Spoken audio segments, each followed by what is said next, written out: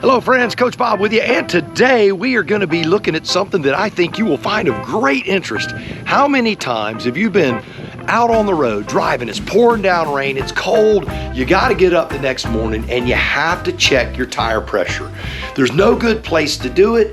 You're frustrated, you're cold, you're wet, you're tired from the day before, and you're going, man, the last thing I feel like doing is checking my tire pressure before I get on the road. I know it's probably okay, and you throw caution to the wind and you either go without checking it and you get lucky, or you go without checking it and you don't get lucky. I'm going to share a story about running the incorrect tire pressure and tires that were done on vehicles a few years ago and the problems that it made for society and a lot of loss of life and property.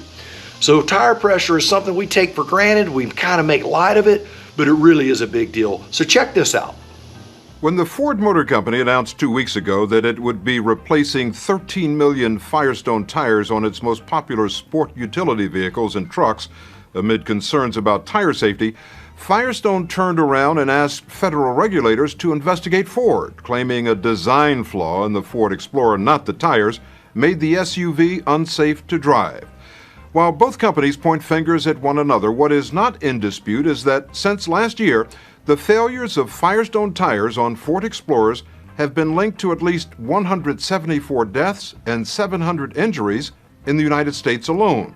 Firestone officials in Venezuela say if there is a fatal defect, it's in the Ford Explorer, that other manufacturers' SUVs that are equipped with Firestone tires have not had rollover accidents. What's more, Firestone says Ford ignored its recommendation that the tires on the Explorer be inflated to 32 pounds of air pressure. Instead, Ford told its customers to inflate their tires to 28 pounds. All right, so now that we have determined that tire pressure is a very, very important thing, what can we do about it? How can we simplify our lives?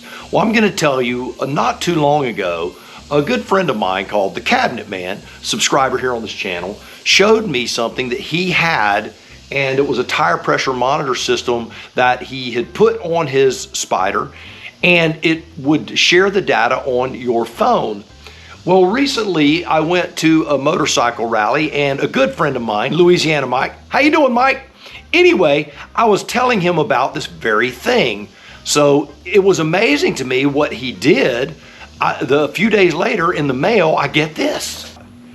This is exactly what I was talking to Mike about. And he bought me these, sent them to me. We're going to do an installation on these things because I was going to buy these anyway. He saved me some coin, and this should be a relatively easy installation, at least, you know, by your standard. By my standard, it may be a little more complex. But what we're going to do, it requires a telephone app. We're going to do that. We're going to download the app. Very, very simple. It's a company called FOBO, F-O-B-O, and you type in FOBO Bike 2 would be for a two-wheeler, FOBO Bike 3 would be for your Spider. We will not only get these things put on, show you how to do it, show you what the app looks like so that you can monitor your tire pressure a lot better. Now, I intentionally have not checked the tire pressure on the Spider in the last 3 weeks, yes, 3 weeks, to see what it has done. Now, for those of you who don't check your tire pressure a lot, which is probably most of you, we'll see where we are on this. All right, so let's unbox this thing and see what it looks like. All right, so what you're seeing here is the FOBO box. That's what it looks like. It says FOBO Bike 2, has the 3 in here. But this is the company, FOBO Bike. So let's open this up. But you see it says FOBO Bike 2 TPMS for motorcycle for trike. That's what you're looking for if you're a Spider person. That right there, for trike. So let's open this up. Here's your quick start guide. Here's the monitors themselves. It comes with batteries. Let's open this all up. We're gonna lay all this out right here. And these are the batteries for them. So it does come with batteries. These are the actual caps, and the batteries will go in these caps, I do believe. So that's what it looks like. So there's everything that came in the box. Let's get to doing some installation. Let's see what it says. So what I've done is I've downloaded the FOBO app from the App Store. That's what it looks like, FOBO Bike 2, and it's just going to ask us what we want to do. I am at this point going to allow it to run the bike sensors in the background and connect the devices on my network and send me notifications. I am simply going to sign in with my Google. I'll do that off screen. Okay, it's going to ask me what my measurements want to set. We're going to set them at PSI. We're Fahrenheit here in the good old US of A. I'm going to set that right there. Profile list is empty, which is exactly what we would expect. And it's going to ask me to press add bike. Boom.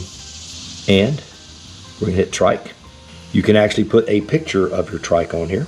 So I've got my goofy little picture of the front of the Spider, and you can put your vehicle make and model in there. I will do all that. So you've got minimum, recommended, and maximum. When you put in your recommended, it will give you your outer parameters. So if you want to run at 16, it'll change your outer parameters. You run at 17, it'll change your outer parameters. There's the front tire, rear tire, we'll put it 30. That's where we are for now. We can adjust that later, but that's where it is. Profile name, I'm going to put as CB3. Okay, we now have a profile saved. Now the next thing it tells us to do is to put the batteries in these little guys here. So let's do that. So you unscrew here. Okay, so we've got the sensor unscrewed. And it already has a battery in there. It has extra batteries too. Pull the tab. That allows the battery to make contact. Now, you should theoretically be able to pull that without undoing that cap, but that's pretty tight. So they recommend you pull the cap off though to do it. Now if I pull this here, it won't pull at all. So that's why you have to take the cap off. And they also, like I said, they gave us replacement batteries. So you have an extra set of batteries, which I think is pretty cool. All right, so here we go, number 2 and number 3. 1, 2, 3, just like that. So if you've ever heard the old saying, haste makes waste, I do that. So what I did is I created a trike. There is an actual option for a reverse trike, which is the Spider. So I'm going to make it a reverse trike. So I'm going to hold that. I have to release this sensor, confirm. Okay, and I have to release each sensor. Release, confirm. Okay. And what this does, this allows me to reset it up as a reverse trike. Okay. So now what we're going to do, we're just going to delete that. So now the list is empty. We're going to come up here, going to go to reverse trike. Look at that. Will you look at that? And the front we said was 22. We'll save that. And the rear was 30. And we will save that. Vehicle is the Can-Am Spider RT.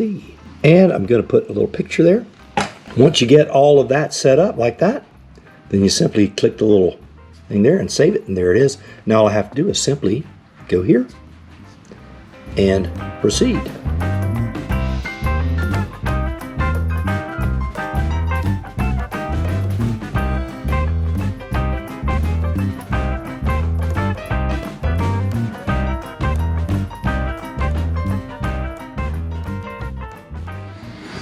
All right, so there's another sensor.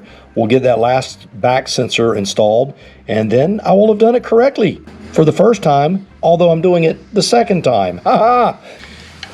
If it does not read, what you have to do is disconnect it, make sure that the cap is on properly, and reconnect it. Once it syncs up, you're good, it stays. But it's a little cantankerous getting it to sync up the first time. Just be patient. It doesn't take but a minute. It's not a big deal. Make sure you use that reverse trike. It is a little easier to read. It will work the other way. I'm just particular, and I'm like, man, you know, let's do it. Now, as with everything, there are always internet cowboys. Yahoo! Rootin' tootin', shoot 'em up. Yes, cowboys.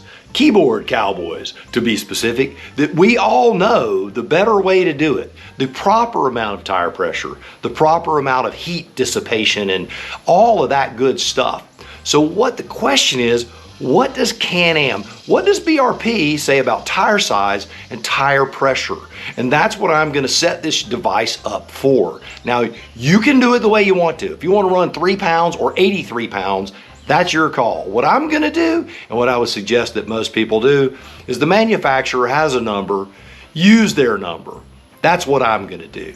So let's look at what they say and let's check the tire size and see where we are. So you can see this is a 165/55 R15. 165/55 R15.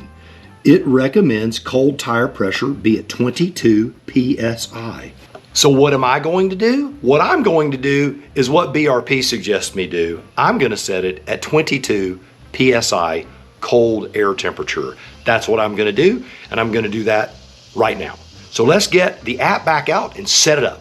So here's the tire size on the back, 225/50 R15. Again, 225/50 R15. Let's see what BRP says we should do. 225/50 R15, 30 PSI. It says we should be running at 30 PSI. Therefore, I'm gonna set it at 30 PSI. Let's do that now. And there we are.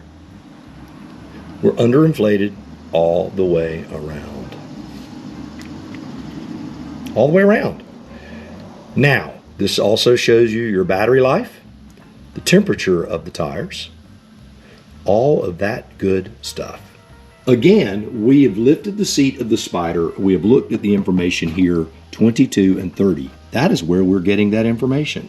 Is it the best? Is it the worst? I don't know. It just is what it is. And that's what we're gonna do. We're gonna fix that right now. So I'm gonna put a little air in these tires and see what's going on. So here's where we are now. 21.6, 21.9, and 30.3. Recommended is 30, 22, and 22. All right, so I'm out on a little ride with the FOBO app. The tires are heating up, as you can see. These are the readings on it right now. So the pressure does go up a little bit as the tires heat up. I don't think that's a surprise to anyone. The batteries are all reading nice and strong. The tires we're looking at, it's funny, as you can see, the rear tire builds up more heat than the front two tires, which I find interesting because you're running more pressure in it, but there's a lot more weight on that one individual tire. But I never would have thought about the rear tire heating up more, but it does. It heats up a lot more, to the tune of about 11 degrees. Pretty cool, huh? Because when I cranked the Can-Am up, they were all exactly where it was when I installed the FOBO stuff. If it sounds like that this is real life and there's a lawnmower going in the background, that's because this is real life. And there's a lawnmower going in the background. We'll let him at least get to the other side of the yard before we finish this up. Okay, maybe that's a little quieter, let's hope so. Anyway, man, killing me. He's going over to the other side of the yard now. Hallelujah. Anyway, the only complication was the one that I created by making it a trike as opposed to a reverse trike. You won't do that because you can learn from my mistakes. So before this guy gets too loud, and it's gonna happen, I wanna tell you, do me a favor, go out, buy the motorcycle of your dreams, eat right, take care of yourself, and remember, if you're not having fun, you're doing it wrong. I think I'm gonna go mow my grass just so I can compete a little bit. Anyway, we'll see you next time. Seize the day, baby.